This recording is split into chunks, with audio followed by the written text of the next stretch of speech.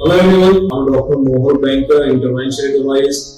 અમે આજે આપણે ઘૂંટણના દુખાવાનો એક સ્પેશિયલ કેસ જોવા જઈ રહ્યા છે કે જેની અંદર અમે Japanese technique genicular artery embolization થી સારવાર કરી અને without any kind of surgery પેશન્ટનો દુખાવો દૂર થયો. આ ટેકનિકને જેનિક્યુલર આર્ટરી એમ્બોલિઝેશન કહેવાય છે ને એમાં અમે જેમ હાર્ટની એન્જિયોગ્રાફી કરીએ છીએ એવી રીતે ઘૂંટણની એન્જિયોગ્રાફી કરી અને એમની સારવાર કરી. તો આ પેશન્ટ હતું શું? Patient is basically athletic person. ઘણી બધી એથ્લેટિક એક્ટિવિટીમાં બહુ જ રસથી ભાગ લેતા હતા અને વન ફાઇન મોર્નિંગ કંઈક મોર્નિંગમાં જે રૂટીન એમનો 45 મિનિટ્સ 60 મિનિટ્સ રનિંગ શેડ્યુલ હોય છે એમાં એ દોડતા હતા ત્યારે એમને અચાનક જ ઘૂંટણમાં દુખાવો થયો અને 10-15 મિનિટથી વધારે પણ દોડી ના શક્યા. એટલું અસર પેઇન થયું. અલ્ટિમેટલી એના પછી એમને પગમાં સોજો આવ્યો. એ સોજો એટલો બધો આવ્યો કે ઘૂંટણ જે પેલા નોર્મલ વાળી શકતા હોય એ વાળવાનું પણ બંધ થઈ ગયું. ઘણી બધી સારવાર કરી 3 થી 4 મહિના સુધી. Ultimately not getting good results. End up with in our hospital and we have treated this patient with the genicular artery embolization. તો આ genicular artery embolization માં આપણે શું જોયું અને એની સારવાર કેવી રીતે કરી એ તમને એન્જિયોગ્રાફીના પિક્ચર પર સમજાવી શકું.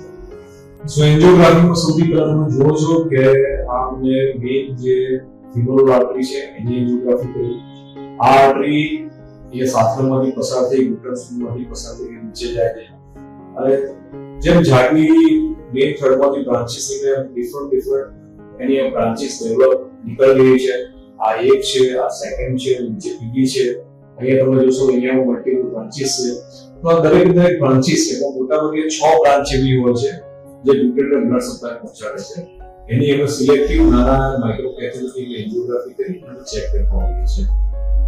આ તમે જોશો તો આ ડિસેન્ડિંગ જેનિક્યુલર આર્ટરી છે અને ડિસેન્ડિંગ જેનિક્યુલર આર્ટરીને જ્યારે અમે કેલિબ્રેટ કરીને જોયું તો અહીંયા તમને નાનો આ વાસ્ક્યુલર બ્રશ દેખાયો.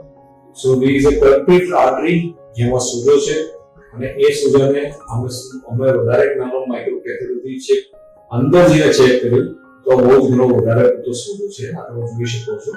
આ કેથેટરની ટીપ છે.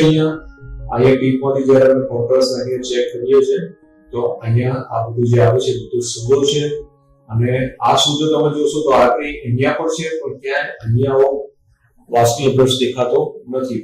આ રિજનમાં જ વાસ્ક્યુલર બ્રશ છે. પેશન્ટને પેઇન પણ અહીંયા હતું અને એ પેઇન માટે સ્મોલ એમ્બોલાઇઝિંગ પાર્ટિકલથી આ જે આર્ટરી છે એનો વાસ્ક્યુલર બ્રશ અમે રિમૂવ કર્યું. આ કર્યા પછી એમને દુખાવામાં ઘણી બધી રાહત થઈ ગઈ અને this is a non-invasive non-operative procedure. કોઈ પણ જાતના ટાંકા કટ વગર કરીએ છીએ અને root cause eliminate કરીએ છીએ inflammation arthritis. So in this case patient is able to walk and start routine athletic activity within a week અને પહેલા જે કલાક કે દોડી શકતા હતા એ હવે એમને ઓલમોસ્ટ 30 to 40 મિનિટ્સ એ એમને એથ્લેટિક એક્ટિવિટી મોર્નિંગમાં શરૂ થઈ ગઈ છે. આ પ્રોસીજર કરે પણ લગભગ અત્યારે 40 ડેઝ જેવું થયું છે. Within 40 days patient is able to resume not only normal day to activity પણ જે રનિંગ એક્ટિવિટી છે એમાં તમારે વધારે સ્ટ્રેસ આપવાનો એ પણ એમ શરૂ કરી શકીએ. Thank you so much for listening this talk and કોઈ પણ જાતનો કોઈ પણ question or do ask us, we will be very happy to answer your question. Thank you.